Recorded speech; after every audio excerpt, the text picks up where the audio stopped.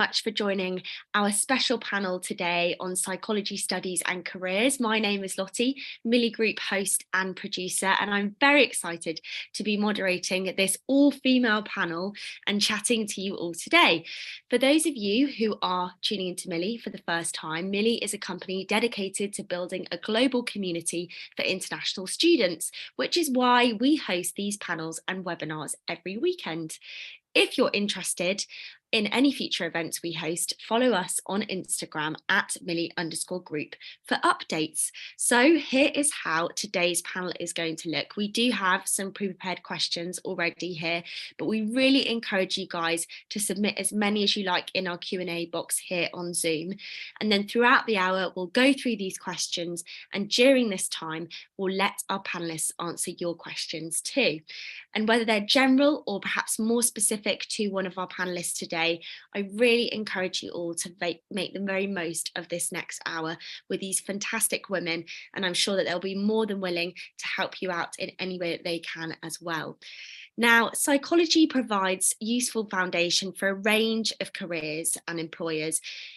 Analysing data, communicating complex information, and understanding human behaviour are all transferable skills we need consciously in the workplace. So let me introduce our amazing panellists, Prim, Mika, and Michelle, all of which are going to share their wisdom and experiences of their individual, original, or perhaps more traditional roots in psychology.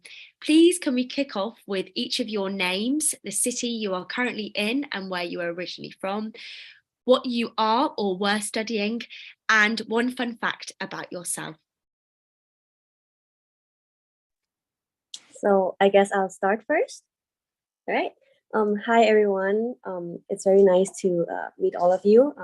My name is Prim. I studied psychology in my bachelor's degree. It was a dual degree program. So I did my bachelor in psychology from Chulalongkorn University, Thai University, as well as the University of Queensland, which is an Australian university. And right now, I'm studying music therapy at Chulalongkorn University. I am currently in Belgium doing my student exchange program in music therapy, and I am interning in a psychiatric hospital. I'm working with adolescents and psychosis patients. All right, I'll go next. Hello, everyone. It's a pleasure to be here and really nice to meet you all today. I am Mika, and I'm currently sitting in Chiang Mai, Thailand. So it's a city up north, and weather is great, but there's a lot of pollution at the moment. And about my education, I actually did my bachelor's degree in business, where I specialized in marketing, and after that, that's where I kind of had a transition point and transition to psychology for my master's degree. So currently I'm working as an Agile coach, where I coach corporate employees to work the Agile way. But because I'm doing my master's in psychology, I'm also kind of in another transitional period of deciding what my next career move would be, if that would be in psychology or if I will continue in the business path. And fun fact, right? I'll go with I have studied in more than 5 countries around the world, thanks to my bachelor's degree, which we can talk about later. But yes, that's me. And nice to meet you all again. Hi guys, I'm Michelle, and I'm currently doing my 3rd year of my bachelor's in London. I'm planning on doing a master's in speech and language therapy after this. And oh yeah, and then I was born and raised in Thailand, so I also did my studied high school there. And a fun fact, I think recently I've realized that I have at least 2 oranges a day. So yeah. The fun fact part of every single panel is always my favourite bit, because we really do have a variety of things that come through. But thank you so much for sharing those, about your roles, but also a bit more about yourself as well, which is fantastic. So we're talking about psychology today, and obviously it kind of has perhaps an individual definition for each of you. So I would love to ask, how would you guys personally define psychology, and what does it mean to you, whether that's in a professional or more personal sense? For me, psychology is a study about human behavior and humans' mind, thoughts, and cognitions. For me, it really helps me to try to understand each person as an individual, how they are, and yeah, that's just the study of human study of life. Yeah. So for me, I think the most basic definition would come down to the study of the mind and also behavior. But I think as I dived more into the field, I understood that it's actually more than that, because, you know, when it comes to the mind, there are your thoughts, emotions, behaviors, and it is the interplay of all the elements, because your mind really controls a lot of things. And I would say I would define it as the different elements that make up your mind. And that can involve, you know, your biology, the neurology, and just everything that kind of makes up who you are through the mind, if that makes sense. Mm-hmm. Yeah, I definitely agree with Prim and Mika. And I'd say that psychology itself, like, it helps us understand like who we are as individuals and how we're like similar as humans, and just kind of the overall like humanness about us. Thank you very much. I do like asking that, because I think obviously it is a very, very broad topic, and something that is very much spoken about a lot more now, I think, than it was many, many years ago. So I think it's really interesting to hear the developing definitions that are going on there. So if you are talking about sort of your current role, or whether it's what you're doing at the moment, whether that's studying, what was your journey up until the point you're at today? And I guess some highlights of those sort of points as well. This is a very interesting question for me. So what made me first interested in psychology was that I'm just very curious about humans in general. Like I like to hear what my friends are thinking, or like maybe if they're having a bad day, like how is it going on for them? And then at that point, I really like how we both listen to each other and are able to support each other. So that's like the first basis of how I got interested in psychology. Then I did my bachelor degree. I graduated for about two years. I was trying to find my way, like, okay, do I want to still do psychology? Do I want to work in a company, more of like business kind of work, or what did I want to do? And then while I was trying to still find myself, I realized that I am still very interested in therapy. But I didn't know what kind of therapy I wanted to do, whether it was like being a psychologist and using verbal therapy, or using music as a medium. But I was very fortunate that that the Chulalongkorn program, they just opened this new program, music therapy. So I'm actually the first cohort, and I tried to study it, and right now I'm really enjoying it, using music and studying as a music therapist, to be a music therapist. Yeah. So for me, it started with psychology being one of my favorite subjects back in high school. And I remember it was my senior year, and we all had to decide what we wanted to do for university. And that's when I was like, okay, I don't know what I want to study. And looking at the, list of majors, like the courses that were offered, it's like so overwhelming. And I was like, okay, I'm going to go with the subjects that I like. And psychology was up there. But then I got a very good offer for uni that allowed me to study in different countries. And that's kind of how I got to study in different countries. And that was about business. And so weighing, everything, I was like, okay, I'm really not sure what I want to do. It's like, yes, I like psychology, but I also like business. I also like art. So I just went with the offer of getting to study in so many different cities, because it was really exciting at the time. And I realized that, despite studying business, I still had this interest and passion in psychology. And I found myself, doing a lot of research, reading articles, going on YouTube, listening to podcasts, reading books. And that's when I realized that, okay, like this is actually a subject that I really like. And it's not just that, like it became my passion over the years, especially because I remember going through a period where I didn't really understand what was going on in terms of my emotions, my thoughts. And I think doing the research really allowed me to understand myself better. And I was like, wow, like this actually resonates with me. And it developed into something that I felt like I wanted to be able to help others also kind of understand themselves the way that I did. But because I didn't really have anyone to go to, it was more like self like research, self-study. I was like, okay, maybe I can be that person for people who may be going through the same thing and they're not really sure what's going on or who to approach. And that's when I was like, okay, you know what, if I'm gonna pursue this, I can do this for my master's degree. And, despite my family saying that, you should go for finance or marketing, because that's what's going to give you an advantage on top of your bachelor's degree of business. I was like, no, I really want to honor my passion this time. And that's where I decided to pivot into psychology and honor my passion finally. And it's been the best decision. So that's what I'm doing. And I will be graduating very soon. And currently I'm still doing work in the business world, but I'm also looking to kind of transition and working with something that I'm actually truly interested and passionate about, which is psychology. Yeah, so I did the IB in high school, and then I also did psychology during that time. Like I really enjoyed it. And when I was actually choosing for like what to do at uni, I really debated between business and psychology. I think the hard part for me was that I like psychology, but it wasn't something that's like a typical topic that people pick. So you get a lot of doubt, and some people doubt you too. Like they ask you like, are you sure? Like, what do you want to do after? And then it's fine to not know at that point.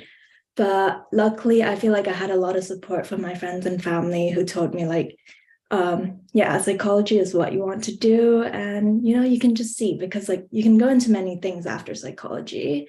So that definitely helped me a lot. And in terms of career path, up until last summer, I was still applying to marketing internships because like that's where the doubt came back again. But then I ended up doing a teaching internship, and I got to work with a lot of therapists at a kindergarten. And then I think that really solidified it for me. So yeah, so that's why I'm pursuing speech and language therapy now. Fantastic. I love the perseverance between sort of like the self-doubt moments for a couple of you there. And obviously later on in the panel, we're going to talk a bit about perhaps misconceptions and perhaps what to do when you are doubting about what you want to go on to study or perhaps have a career in. But Mika, you kind of touched there a little bit on podcasts and books and resources, I guess. And obviously when you're picking a university, you're using a lot of school resources. Do you guys have any advice of resources that you use that perhaps were outside of school? Or, for example, with things like podcasts, you have access to those on your mobile phone, something you can listen to on the way or, in the evening. So what would you suggest to kind of get yourself involved in, perhaps out of the textbooks at school and things like that you found really helped you to make a decision, but for you to also maybe even apply to certain courses in psychology?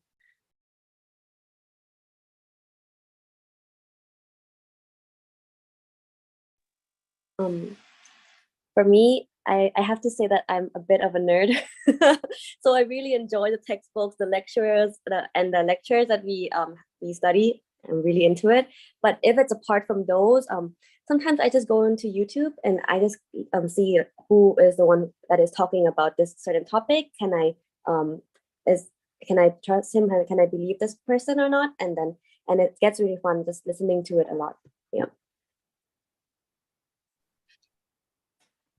Just to add on to what Prim said, something that I always tell my clients when I was doing my internship and I was seeing actual clients is that you make Google and YouTube your best friend, because, we live in an era where we're blessed with information and of course there's like the credible and non-credible, but whatever it is that you think you need, you want to know more about, you want to, educate yourself on, it's out there, and just make the most of it. Google, YouTube, and if you want to, get into more specific, it's like there are self-help books out there, there are podcasts. So really, like whatever it is that you want to really get into and like know more about, it's out there. And YouTube and Google, I would say, is the best place to start.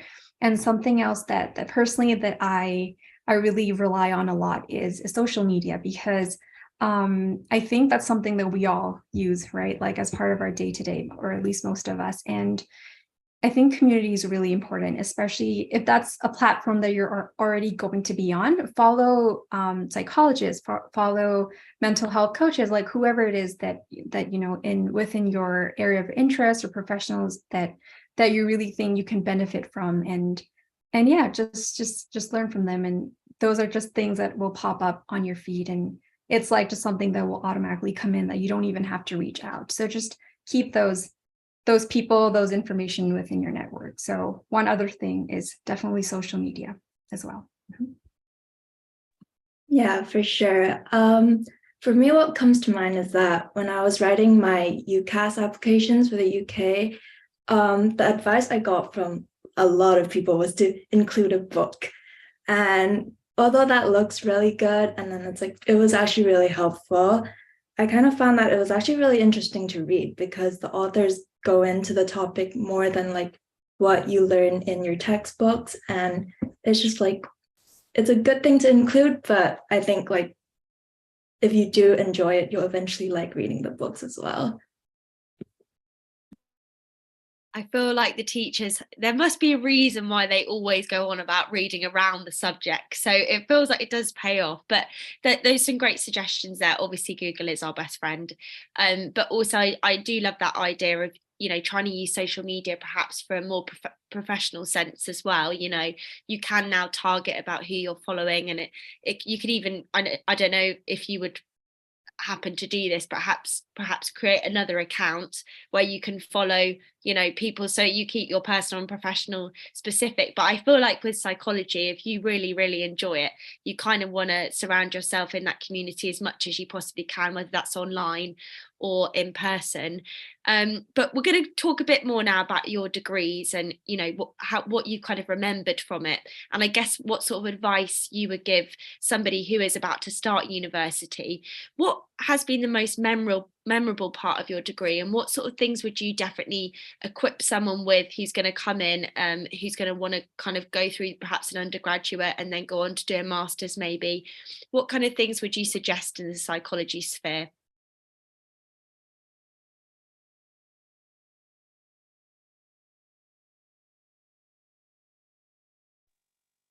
Well, at least for me, I feel that with psychology there are so many theories, and it gets very fun sometimes, and you go into it really deep. But also what you will see and you will face is some statistics courses, which can also be very hard and difficult. So that is like something that you will face and see as well. And when you read a lot of journals and books, you get to analyze a lot of things in a way. So I feel like studying psychology will really let you go in deep in whatever area that you are reading about. I'm not sure if I'm answering your question. I wanted to echo Prim's answer a little bit, where she said that it can be really fun, because it can. There will be theories that you're like, oh wow, like I've never thought of it from that perspective, and like it really resonates with me, and you're just like, wow, this is like so eye-opening. But also on the other side, there's the statistics, there's the research, thousands of like pages of reading that you'll have to do, and surveys that you'll have to conduct just to support your research and so on. And I feel like you can sometimes reach a point where you doubt whether if this is the right path, or if you've made the right decision pursuing this degree or career path. And I feel like what was really helpful for me was reminding myself why I started in the first place, and also to understand that the field is massive, right?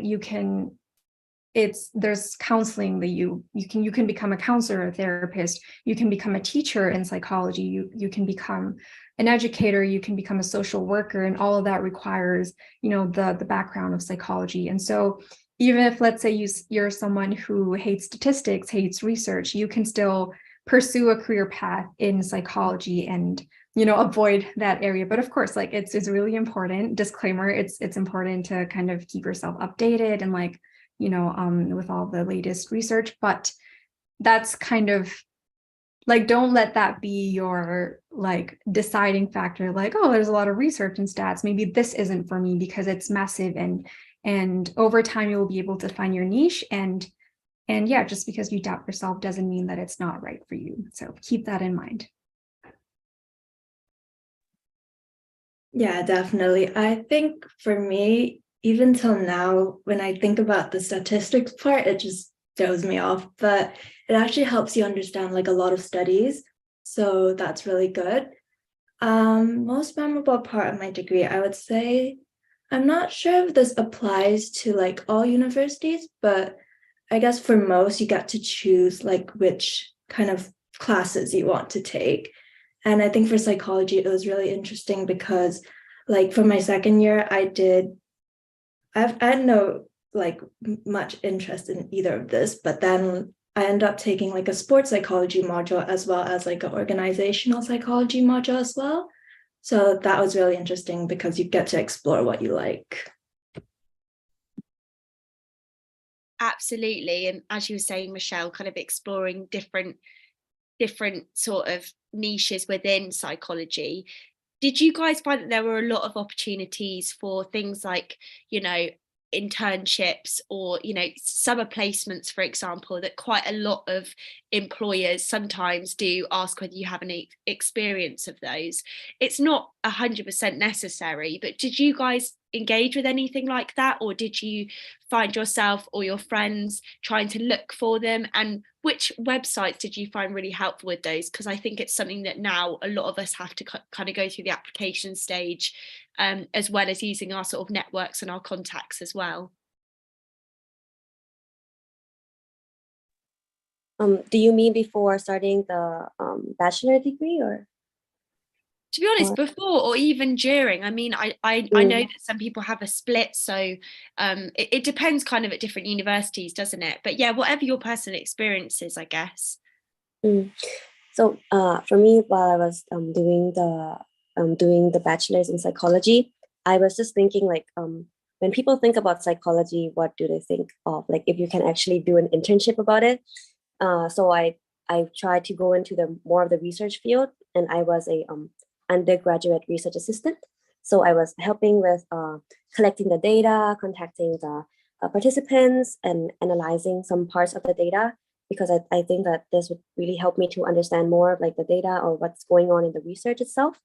But other than that, during my bachelor's, I didn't do any other internship because it wasn't required. So I was more into the research assistant field.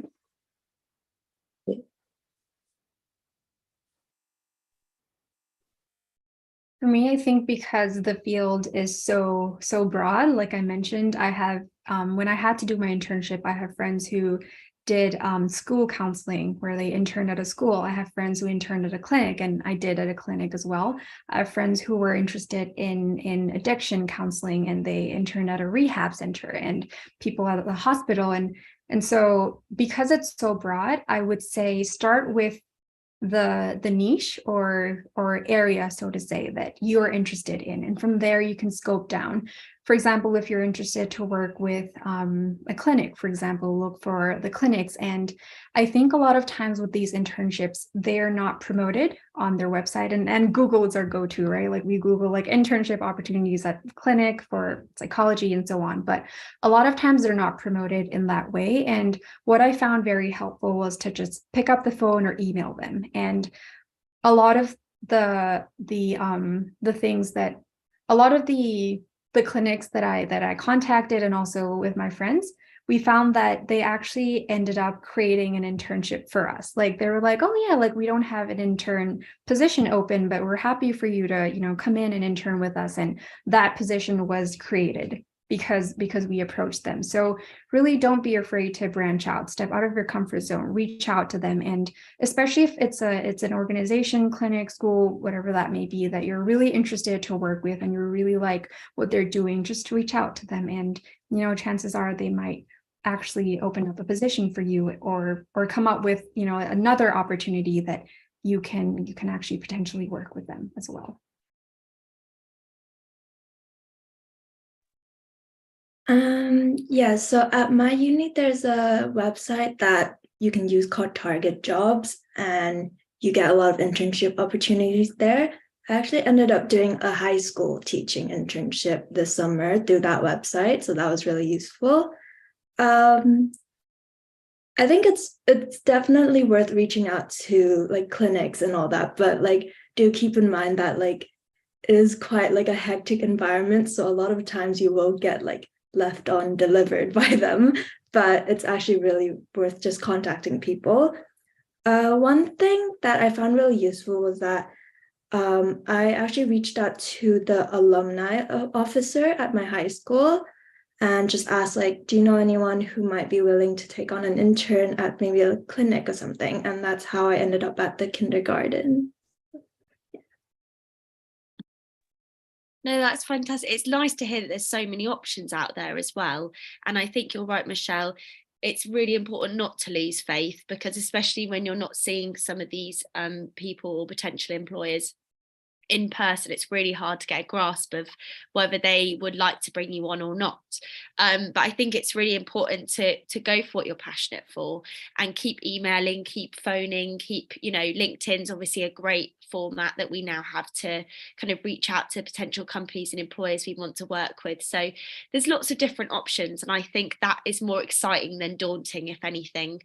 But thank you so much for sharing those. We're now going to sort of move on to the work side of things rather than perhaps the academic side. But before we do that, we have had a question in, and I think we sort of answered this quite a lot already. But what sort of things can I do outside of school that will help me prepare for a psychology study or career? Again, really good question. I guess obviously we talk a lot about what subjects you should study to kind of fit what the university course requires. But what are the other things do you think that are good to acknowledge?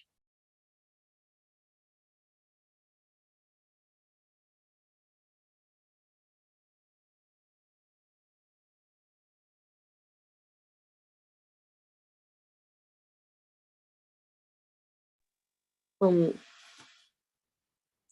for me, I think community services like helping people would really get you to see the different kinds of people and how to interact with them. So I felt like even though it sounds like a requirement, like okay, I must need to do this number of hours so that I have this kind of thing in my profile and I might look good for some people. I still feel like it is a very good opportunity to connect people in a very like to have a one-on-one connection with each person and see how you communicate with them and understand them, who is not someone from your circle, for example. And then that would really help you to try to like understand people more in a certain way, I guess. For me, I would say outside of school, you can engage in a bunch of like so many different activities, whether that's volunteering, whether that's attending a panel like this one to kind of get yourself more familiar with the field, or I mean, if you're unsure which area of psychology you're interested in, you can learn more from these panels as well. So I would say, just look for opportunities such as like volunteering, like I said, panels, or even networking opportunities, networking events that you can actually attend, and that would really allow you to gain exposure outside of what's provided in your school. One other thing is that, and I think I'll keep repeating this like a broken record, it's like psychology is broad, right? And the advice that I got from so many of my professors is that you really should specialize in something, because it's so big. It's really important for you to kind of have especially when you work as a therapist or counselor, you should have a go-to theory or a go-to like therapeutic technique or approach that like you like CBT counselor or someone specializing in trauma, for example, and that will really help in kind of crafting your own like unique selling point or like your niche. And I think based on that, you can really like do more research, do your own self-study, and just be familiar with that, because a degree or even a course would get you so far, but for you to actually be specializing in a certain like theory or approach is like it's on you to kind of go that extra mile and like find that information or do a course perhaps. So really like yeah, don't rely too much and just like go out and find more information. I think for like someone who would still be in high school, I feel like you shouldn't put too much pressure on yourself to find something that's like very much like an expert internship per se. But I definitely think that volunteering helps a lot, because in that way you get to learn how to cater to people with different needs. That might be something you're going to end up doing a lot after your degree. And it also helps like with things like teamwork, which is really important, because like I think that's like kind of overrated, but also very underrated skill to work on. Yeah, because even if you go into marketing after, like teamwork's definitely something that you'll be needing to do. So Thank you so much. I think one of the other things was obviously they were asking about outside of school. Well, in that sort of sense, a lot of the time you're picking what you choose to do outside of school, and that aligns with your values and what you want to engage with. And I think that that's maybe something that you guys seem to have aligned with, is something that you're passionate about outside of your sort of education needs. How can you involve that perhaps in what you're doing professionally? Do you guys think that your working values and missions have really aligned with what your personal ones are, and that's really reflected in your work? And if so, how's that come about, and how have you found that's kind of created the role that you're in today, and how you can kind of contribute to your team and the workplace that you're in or the university that you're at?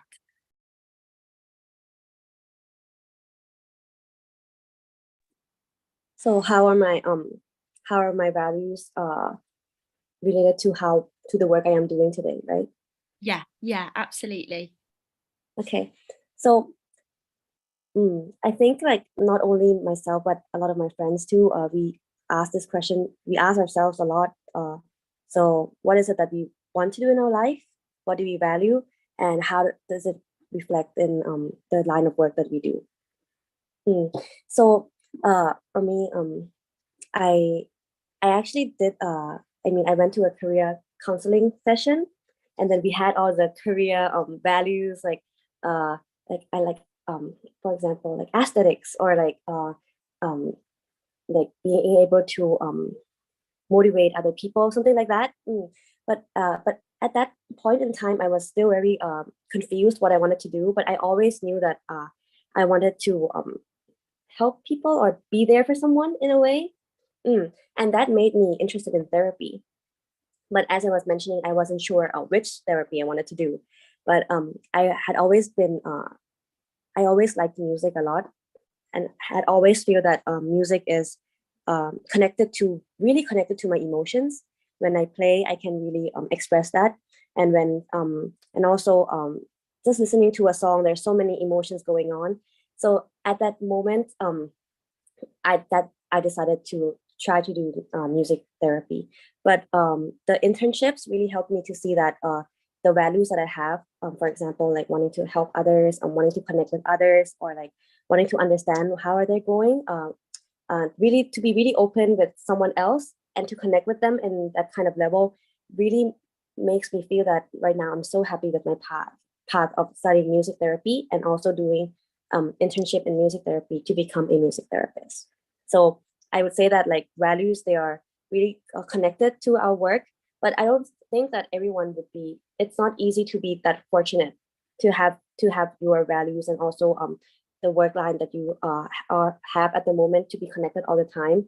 I think it takes time. I went to other different jobs as well that my values and what the job had didn't connect to each other. But then at that point, it helped me to see what are the values that I still have in myself that I want to pursue, and then how it could connect with other jobs. So I think that with experiences and understanding more of like what you like, what are the things that you want to do for work, really helps you to find your career path in a way.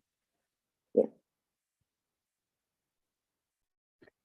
Very similar to Prim, actually. One of my missions, so to say, is to actually help people, and I wanted to give back. I wanted to, like I mentioned earlier, wanted to be that person for people who may need that person in their life, and I feel like this really guided me to not only psychology but to also pursue counseling, and right now I'm doing counseling psychology, so it's a very specific field in psychology. And so I think really when you pick your career path, or even your field of study within psychology, it's really important to kind of go back to your why, and that involves your mission, your values, and that really becomes your guiding compass as to what you end up picking. Because I think, there are a bunch of different career options, right? And it's like there are different ways to fulfill your vision, your mission or values. And for example, if you want to help, you could be a teacher. If you want to help, you could be a therapist, could be a counselor, you could even be a social worker. And so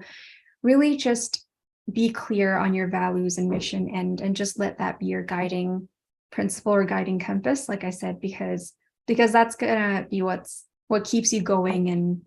And ultimately, I think it will also lead you to do the right thing, because in psychology, especially in counseling and becoming a therapist, ethics is really, really important in doing what's in the best interest for the client. And so if you're clear on that, then, you're here to help, you're here to do the best for the client. And you'll be faced with a lot of moments where, let's say you're not competent enough, right, to deal with a client with a specific problem. You're not trained in this area, and even if you really, really want to help, right, you're trying your best, you're doing all the research, and you're consulting your supervisors and so on.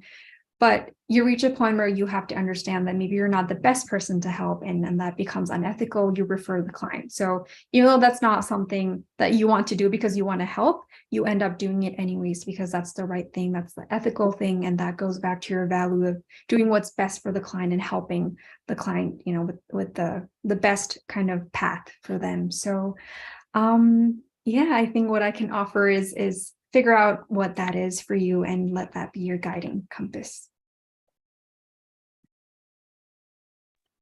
I would say for me, something I always remind myself to be is to be self-aware and also open-minded, because that really does help with the way you're kind of working with like the other person. Because sometimes like the interaction between you two is like the two people, it's not just them. So you have to kind of know what it is that you might be doing that is affecting like the communication between you guys. And I think open-minded is like in the sense that like you're always kind of adaptable to whatever comes at you, because like obviously like it's such a wide field that like who knows what's gonna happen. So I feel like for me, while finding what I want to do with my career, that's definitely really helped. Yeah. Absolutely. And I feel like sometimes, obviously, I always am talking about careers and about coming out and going into university, and it can feel quite overwhelming to think there are so many things out there to do, but to know your values and to carry those around with you wherever you may go, whether you decide actually after many, many years of doing psychology that you actually want to do something else, you still have those beliefs, and they, as you guys have all sort of echoed, is that will guide you to your next venture, wherever that may be. So I think you guys, as well as talking about values there, kind of touched on a few characteristics. Obviously, helping others is a huge part of it, and be able to effectively communicate with people and understand them. Obviously, I don't want to sort of shoebox psychologists into one thing, but do you think there are any particular characteristics that someone sort of needs in order to kind of study and kind of take it into a career? Because I think, like with anything, sometimes there are certain characteristics that you do need, and if perhaps you're someone who isn't a big people person, maybe psychology might not be your biggest interest, and I think that's being quite frank. But do you know what I mean about the characteristics sort of thing and how that matches your values? For me, I feel that if you're studying psychology in your bachelor's degree, I think that it doesn't really matter which characteristics you have. Like You can be someone who really likes to talk to other people, to connect with others. At the same time, you can be someone who really likes to read and go deep dive into it, analyze it a lot, and do research. And so I feel like it's very open in a way that that you don't really have to be this kind of way or have this deep these kind of certain characteristics. But as we talked about it, being open-minded to new information, different kind of theories. Some theories might be like when you read it, you might be like, oh, how is this possible? But really open-minded to it, and also you might not like it, but at least like having maybe the tolerance to analyze things in a bit, even though at moments you don't like it. So I still feel that psychology is a very, very broad field, and it can also be really, really deep. And if you like the studies, I feel like you can be anyone and just enjoy the studies. Yeah. I think Prim answered this question perfectly because, again, it's so big, it's so broad, and whatever it is that you end up doing, like I said, like teacher, counselor, social worker, it would require different skill sets. And I think first I'll touch on skill sets. I think that that's something that can be developed. For example, if you're a counselor, you would need certain skills like how to ask questions effectively, how to actively listen, be empathetic, and so on. And I think those skills are things that you can practice. And even if, let's say, you're not a people's person, like Lottie mentioned, right? There are other career paths in psychology that you can still pursue. You can become a YouTuber who talks about, psychology. You can teach, and I think there's a place for everybody, whether you're an extrovert, introvert, personality type. I think there's a place for you as long as you're really interested and passionate about the subject and you have an open mind, like Prim mentioned. And also, people talk a lot about being empathetic because, psychology involves a lot of trying to understand people, being self-aware. And if you do end up becoming a psychologist, it requires really, truly being empathetic and understanding people and helping them. And so I think that's really important as well. But if you find that that's something that you struggle with, once again, I think there are other career options that you can still pursue, just as long as you're interested and passionate about the subject. I think that's a very good starting point and is really key because that's really what's going to keep you within the field, regardless of what career path you pursue. Yeah, definitely. Like if you are going down like the helping people route, then empathy and patience is very important. But I think something that's not really talked about is how much of a critical thinker you need to be to study psychology, because it's very rare that you'll come across a problem that only has maybe like one theory that explains it. Like you're always going to have to think about like other possible explanations. And I think I would say like from high school till now, there hasn't really been an essay where they don't ask you to like critically analyze something or to discuss something that you're writing about. So that's definitely a big factor, I think. That's great. I think it's really important, I think, in any sort of sector to make sure that it's inclusive of everyone and you shouldn't have to sort of fit a checklist, so to speak. But it's nice to kind of look at what different occupational roles kind of involve with them and what kind of skills perhaps you may need to have a go at or practice in order to be able to, like you just said there, Michelle, about critical analysis and things like that might actually come in really handy with your studying and also with the role that you choose to go into. Obviously you're all doing amazing different things at the moment. Can you talk about one of your projects and how it has perhaps influenced something within, or it's had some sort of social impact, I guess, and why you're really proud of it? Obviously, I'm just touching Prim on music therapy here, but I've heard about music therapy with, helping with curing sort of dementia or other sort of, Alzheimer's and things like that. And they're trying to do more research into that side of things. So can you guys give an example of perhaps research projects that you've been involved with that have had a really amazing social impact that you're proud of? Oh, so I would like to talk about my my individual study then, the one that I'm doing. at the end for me to graduate. It is about holding. So holding is a phenomenon when the therapist holds a patient, so the patient feels that the patient is being supported. So so it starts from I'm afraid I'm gonna go too long into it, but it starts from Winnicott, who talks about how as a child cries and the mother holds the child is able then to feel supported and grow individually to become who he or she is. So I am interested in how this can become and be used in music, and how the music therapist holds someone so that they can be able to express how they're feeling, talk about it later, or to develop their individuality. So I do and I haven't read like all the researches yet, but this is something that I'm really interested in, of like how the supporting role can help someone else or make someone else feel really supported and become who they are, or maybe like more expressive, or have this like connection with someone else. Because sometimes when you feel that nobody understands you, but there is this person who holds you musically without really explaining that because music, there are no words, but it really ties in really well with the emotions. It can you can sometimes really feel like comforted in a way, something like that. Yeah. But with music therapy itself, there are so many other phenomenons or other domains that you can work with. So like in cognition, with dementia, you can have like different songs and work with like to promote their cognitions with or maybe like with other like motor skills as well. Like, so for example, I have also worked with stroke patients.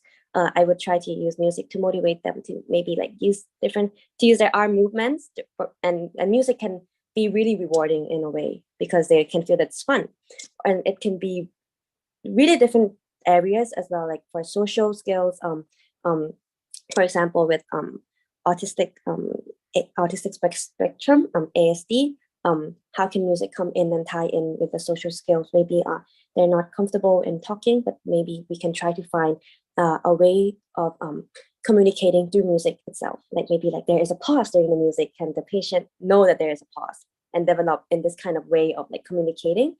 And so there's so different kinds different domains in music therapy that that a music therapist can work with patients with different needs. At the end, it depends on each individual patient, what are their needs, and the ability of the music therapist to assess and to find a way of how to promote and work with their goals, something like that. Yeah. Mine would be on a more smaller scale. And it's about, I'm not sure if you've all heard of the MBTI personality test, the Myers-Briggs type indicator. And basically, I attended a workshop that was offered by my university, Assumption University. And through that workshop, we were presented with the dimensions of the MBTI. It's like extroversion, introversion, and so on. And that really allow you to understand yourself better, but also others who may be of a different personality type. And personally, I found that to be quite eye-opening, because it really allowed me to not only understand myself better in my own type, but also that other different types exist. And of course, like we all know that, like, you know, different personalities exist, but how that can kind of allow us to like realize our strengths and weaknesses, but also the other person's maybe like a different style, and allow us to understand them better. And through this workshop, I took the information that I learned and I applied it to one of my sessions in my company, because I'm coaching them on business topics. I'm like, okay, why not bring in some psychology? And when I did that, I found that it was also eye-opening for them, because this really applied to the team dynamics. So just to quickly give an example, if you're talking about introversion and extroversion, if according to the MBTI, if you look at these two traits, extroverts are more comfortable in thinking out loud. They like bouncing ideas back and forth, and they like talking while they think. Introverts, on the other hand, they like being more silent. They like to reflect. They think deeper. Extroverts would have more like a bigger range of ideas, where they have like just more like a bunch of like a wider range. While introverts, they might not have that like so many ideas, but they're really great with being narrow and like going in depth on ideas. And basically just with this one trait, you can understand that, okay, like different people have different working styles. And just because someone's more quiet does not mean that they're not thinking. And just because someone's being loud does not mean that they don't take work seriously. And based on this, you can leverage on each other's strengths, especially if you have a mix of these two traits in one team, where extroverts can maybe rely on the introvert skill of going in depth and reflecting, while the introvert can rely on the extrovert's ability to have a wide range of ideas. And, there's like a bunch of all these traits that I'll take forever if I go into them, but I think this was really helpful in the teams to understand that differences exist and there's no good or bad. It's just differences, and there are weaknesses, there are strengths, and we can all learn to kind of leverage on each other, and realizing our weakness will also allow us to kind of build on them and also enhance our own strengths in that way. So I think my point of like sharing this would be, I think the more you're aware, I think the more you can understand yourself, but also others. And that's, I think, the beauty of psychology, because it really allows you to kind of dig inward deeper and really try to understand yourself and others. And I think this was at least impactful in my own group of team in my organization. So for me, I'm doing my third year project right now, and it's on the long-term impacts of remote learning on social behaviors in academic settings, so at university. We're doing a lot of qualitative data right now. So it's interviews with university students who are like my age, basically. A lot of the stuff we're finding is actually quite positive. Like people are saying that they've become more confident in themselves after remote learning. And then that's kind of helped them contribute to class more now. And also they're just also really grateful to be in uni in person finally. So that also helps with them contributing in class as well. I think for me, that was a really eye-opening take to psychology for me, because it shows that like you don't really need to be like, you don't actually need like have a clinical need to kind of like engage in psychology or like improve through like research. But it's actually a really interesting project, and I think it's a good opportunity to like help me develop a lot of skills.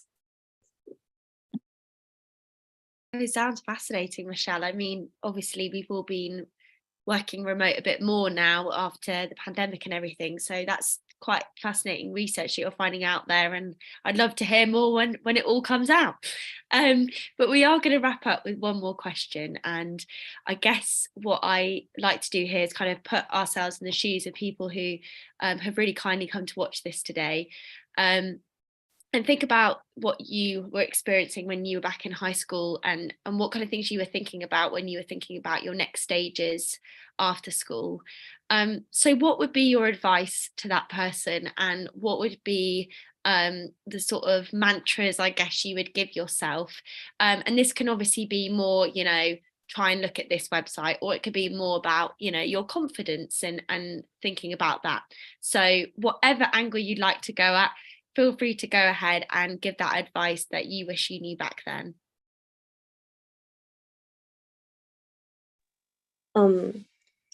So for me, at least in high school, I was very I remembered it as a very tough time of choosing universities. Also like which program I want to do. There are so many things. Also like thinking so many things about like rankings and everything as well. So I remembered it as a very tough time. But I would tell myself that like this might sound easy, but whatever happens in a way. So I feel that even though the bachelor degree is so important because it shapes, I really do think that it shapes how you think, or like at least like your mindset. But I don't think that it's ever going to be the end of the career path. I don't think that like you do psychology, that means that you cannot do IT. I mean, of course you would have to find like so many other information about like IT as well if you're interested in those. But I think that like if you're okay with the like believe in the sort of how psychology would give you a mindset of like being open-minded, of like being able to analyze and be a critical thinker. As mentioned, I then think that like if you're okay with these skills and these mindset, then you're okay with doing psychology. And if you're not interested in it, even though and it's not too bad for it, it's okay to graduate with it and then maybe find something else. I always feel that it's always okay to have a change in career path. But while having those tough times, maybe like see what is it that I don't like about it, so you would know more about yourself, and then try to find like and be able to find something that is more something that you might be more interested in.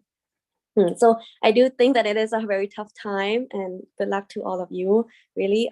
But I feel that whatever you think that it might work, it should be okay. And then if it's not at that moment, then you're able to change in the future. We can always change our career path. We can always change what we're interested in, because it's always a journey of finding out who we are, and also always a journey of trying to just live and see how it goes in a way. Yeah.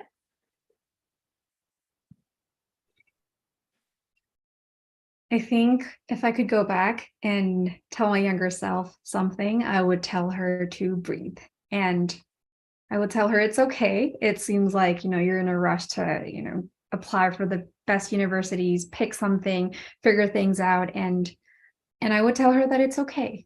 Even if you don't have everything figured out, it's fine, because now looking back, you will figure it out as you go, whether that's the subject that you want to study, the career path. And even if you're really sure that you want to pursue psychology, you will still have to kind of decide along the way which area you want to specialize in. And again, it's really broad. There's a bunch of career options for you to pick. And it's okay to not have that figured out, because as you go on with your studies and as you do your internships, as you come across more opportunities, the more people you talk to, that will slowly craft a path for you and kind of shed light on the right path for you. And you'll slowly figure out what you like and what you want to do.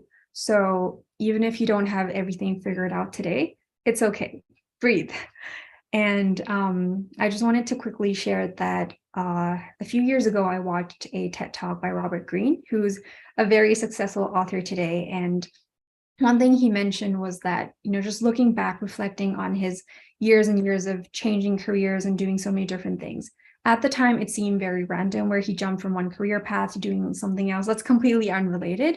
He realized that they were all stepping stones to what he is currently doing today, and they've all kind of contributed to who he is, to what he's doing, and nothing is ever a waste of time. Because for me, I started with a bachelor's degree in business, and despite it not really I wouldn't say it's that related to psychology, I learned a lot, and I do not regret it, because I learned so many other skills like problem solving, critical thinking. I learned a lot about presentation, and that really helped with my charisma, especially if I'm talking to clients. The confidence that I have now, I owe it to the years of practicing my business presentations. And so again, just to reiterate Prim's point as well, it's not too late, and you can always change. And everything you've done before that is not a waste of time. So don't worry, it's all a stepping stone. And yeah, you can always start fresh. You can always change your mind, and it's okay. You will figure it out as you go. So breathe.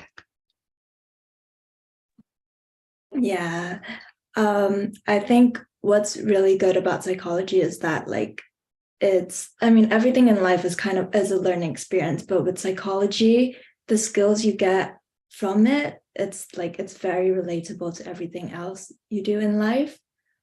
But in terms of high school, I think just be confident in what you want to do.